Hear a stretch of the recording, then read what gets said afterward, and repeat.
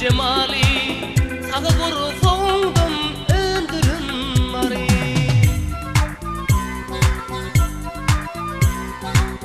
Sen toprağıma sen dişik mansur hoca yıkıp eme kan almanur. Babagam var koşa tarın çalıp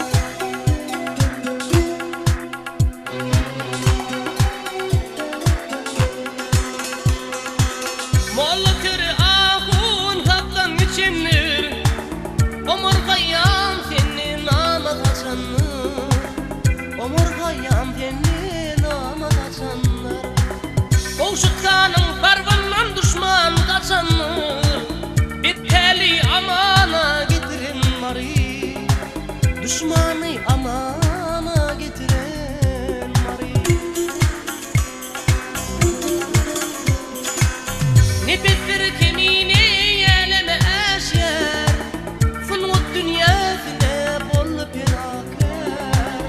Ata köpük ata talih boşer, kamzallar yolunu yürüdün mari.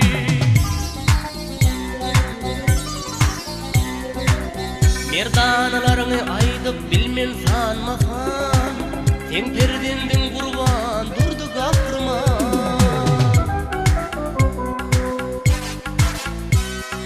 Altımra dünyani ankedin telvan,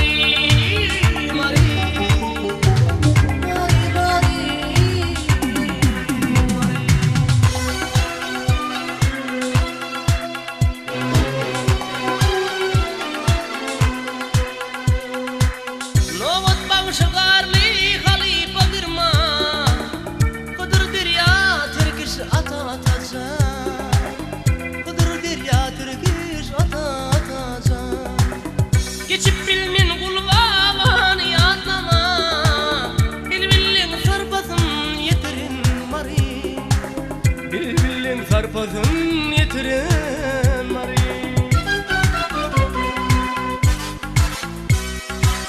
Panelli dey banşi gelir mi kava, sağdanlı kana kıyal gel kuva, ıslat ballı kaçı dünya kava. Sungut bal baksasını bitiren mari, Ali falan ekin gülleri solmaz, urt yakun yol